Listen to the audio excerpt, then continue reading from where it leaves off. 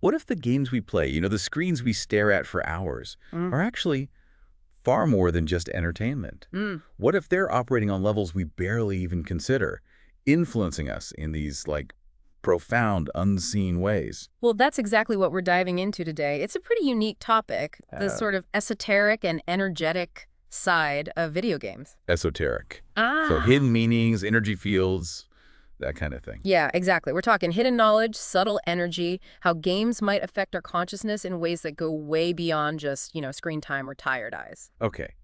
And we have some interesting source material for this, right? We do. Two key sources. First, there are excerpts from a hypnotic investigation session. A participant, Federica, apparently gave some startling insights while under hypnosis. Under hypnosis, okay. And second, really importantly, we've got a disclosure from Calogero Grafassi. He provides crucial context on how information from sessions like that is gathered, and critically, how reliable it might be. Right, that context seems vital for something this out there. Absolutely. So our mission today is really to pull out the key nuggets from both sources. We'll look at the what, the surprising claims, the detailed. And then the how and why it's presented. Exactly. How do we understand this kind of information? Think of it as a shortcut to getting your head around a really mind-bending subject. Okay, let's dive in. Where do we start? The origins. Yeah, let's start right at the beginning. The alleged esoteric origins. The session claims something pretty surprising about who, or maybe what, sparked the whole idea. Mm. Apparently, the idea came from entities linked to, well, Hollywood, the cinema production system, even Disney. Hollywood, Disney, Yeah. that's specific. What's the connection supposed to be? Well, it pivots quickly from that origin to a purpose. The claim is that video games were conceived right from the start as a tool for human brain manipulation, for programming. Wow, okay. Manipulation from the get-go. That's the assertion. Designed to link video with information transfer, manipulating ideas, images in the brain, supposedly stemming from an ancient origin, so not just fun and games, according to this source. And what about the immediate effect? Like when someone actually plays, energetically speaking. The description is intense. It talks about feeling like a wave of fire after just an hour, something disorienting that stuns you. Stuns you. Yeah, causing you to lose contact with your physical self and the reality you are living.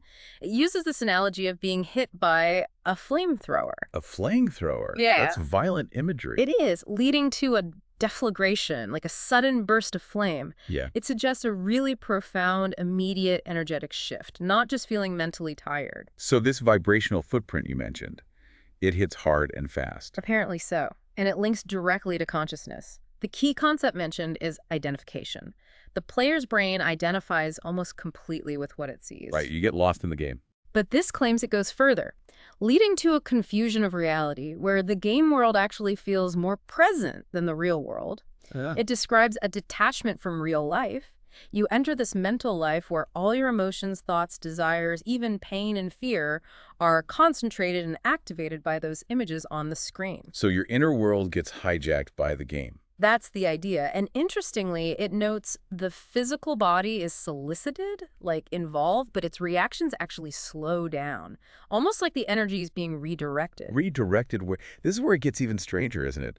The stuff about the subliminal part. Uh-huh.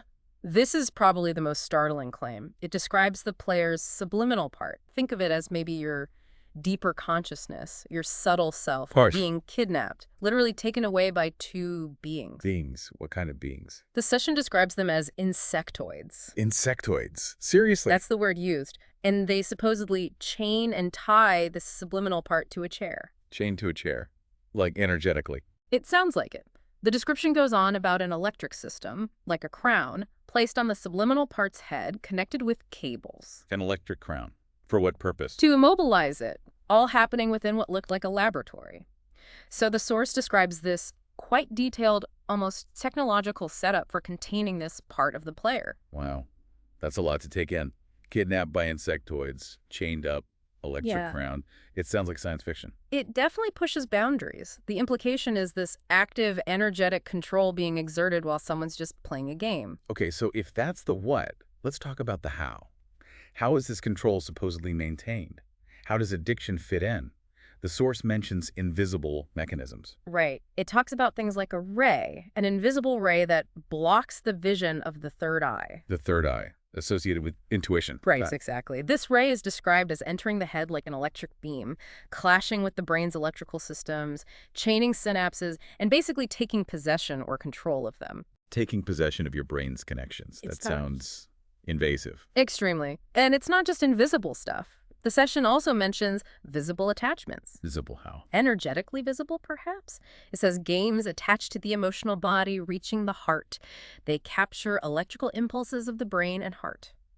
So heart and brain. Yes. Described as a possession of the mental and emotional body, and it also claims to act on the sexual part, causing anomalous or induced excitement. Induced excitement. Yeah, leading ultimately to addiction, emotional, mental, and related to sexual energy. It's presented as this multi-layered energetic hook. Okay, hooks, possession. Yeah. And then there's the subliminal programming aspect you mentioned earlier. The session claims it's complete. That's the word used, complete.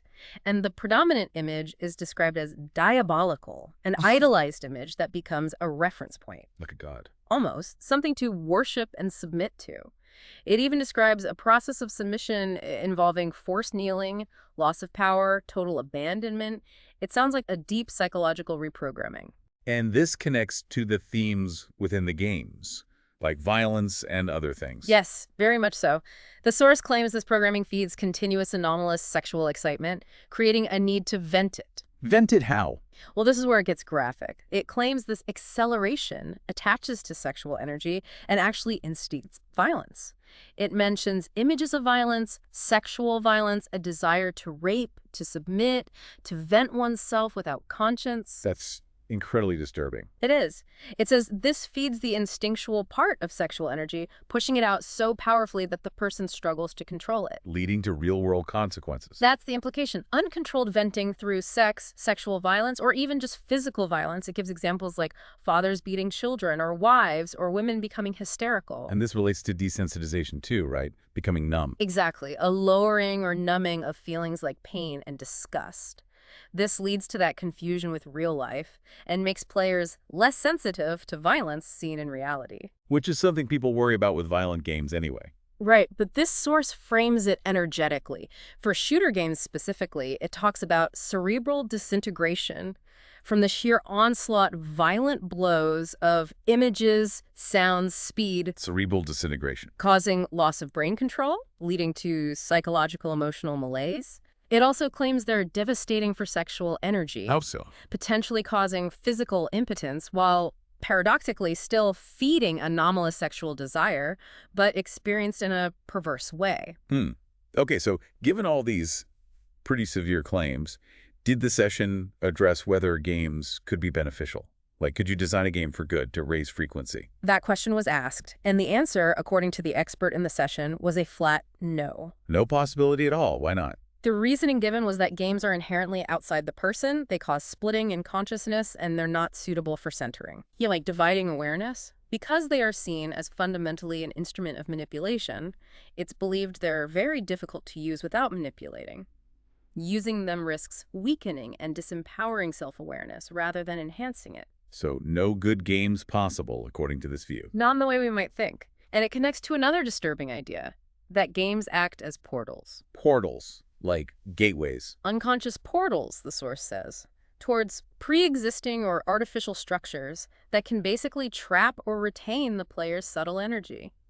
Connecting back to the kidnapped subliminal part and the lab. Exactly. The blocking of the subliminal part, the physical immobilization, it's all described as a way to cage brainwaves and the emotional system. Caging them to channel the energy. Precisely, channeling it towards these external structures, these labs where the subliminal parts are kept stunned. For what purpose? Yeah. Cloning, control. The source mentions potential uses like cloning, mental control, even collective programming.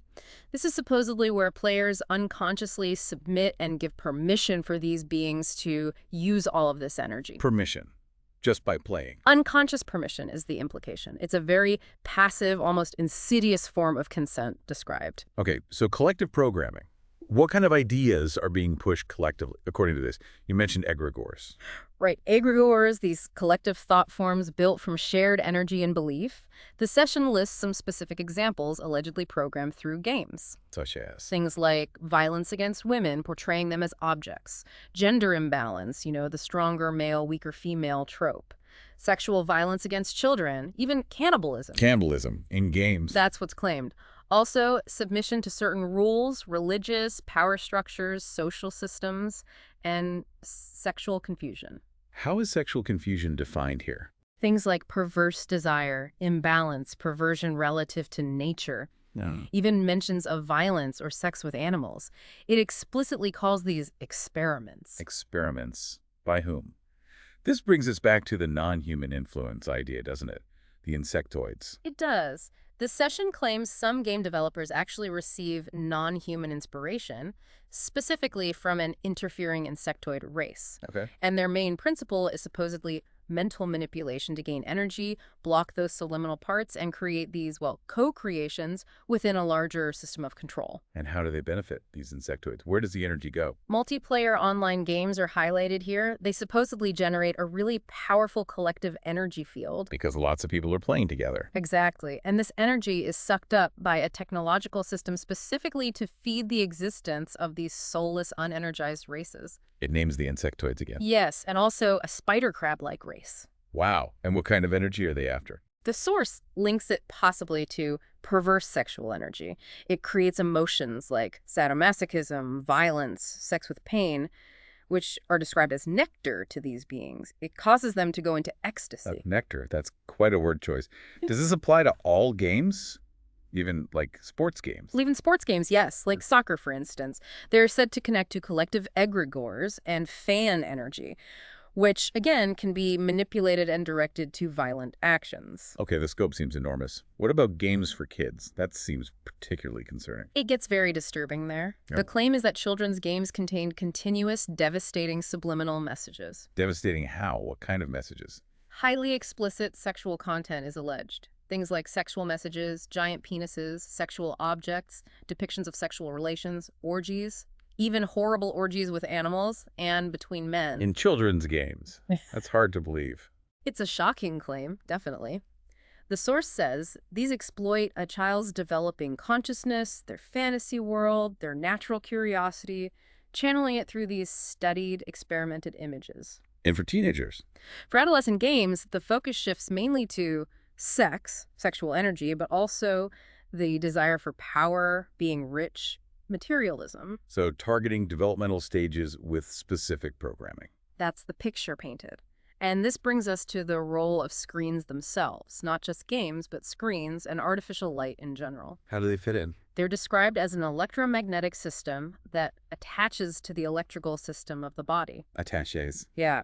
And they send images so fast the eye can't perceive them through light pulsation, basically delivering subliminal images straight to the unconscious. Or any screen could potentially do this. That's the implication. While films might also be structured to influence, video games, depending on their design, contain various programs for different impacts. And the ultimate goal of all this connection between games, virtual reality, screens. According to the session, the ultimate goal is dehumanization. Dehumanization. Yeah.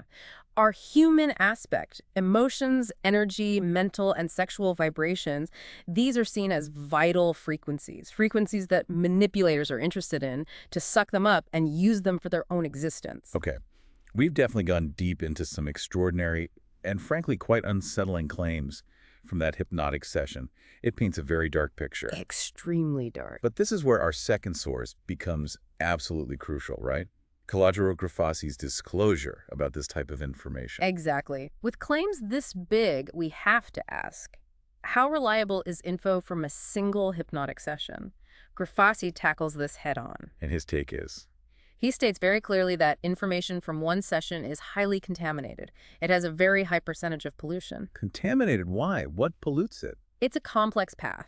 He says the information travels through multiple dimensions, densities, different consciousnesses, all of which can distort it, deliberately or not. Then, the person under hypnosis, the hypnotee, interprets that already filtered info through their own lens, their mental structure, beliefs, past lives, education, culture.